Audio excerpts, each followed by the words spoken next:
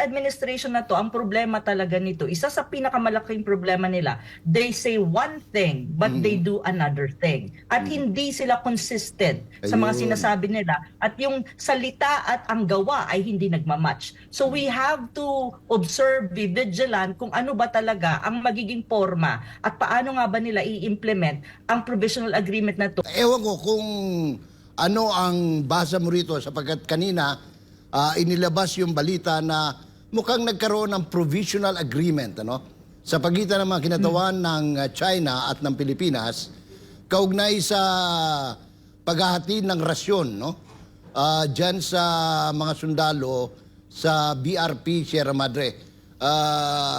Will this mapapahupa ba nito ang tensyon o ito ay parang band-aid solution pa lang?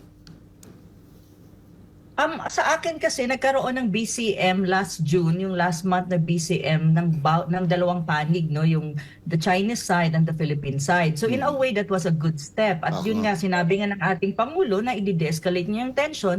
Probably the result of that, ito yung tinatawag nilang provisional agreement na may kinalaman sa resupply mission natin dyan sa ating mga tropa na nasa Ayungin Shoal. Opo. So kung ako ang tatanungin, kahit papano, ito'y maganda or positive na step na ginagawa ng ating gobyerno. Pero ang sinasabi ko, we don't know what really will happen. Kasi ito ay yung mahirap sa government ni BBM ngayon, maganda yung sinasabi, pero maya-maya, bago na naman.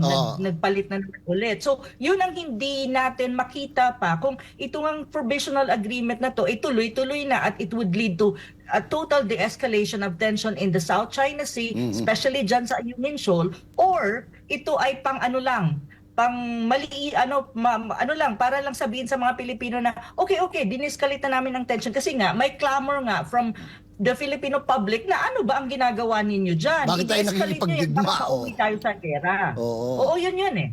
So, ang tingin ko dyan, dapat natin tignan kung ngayon lang yan or mamaya babaguhin na naman nila. Kasi ang current administration na to, ang problema talaga nito, isa sa pinakamalaking problema nila, they say one thing but they do another thing. At hindi sila consistent sa mga sinasabi nila. At yung salita at ang gawa ay hindi nagmamatch. So we have to observe, be vigilant kung ano ba talaga ang magiging forma at paano nga ba nila i-implement ang provisional agreement na to, na kung saan, if you really also look at the public opinion sa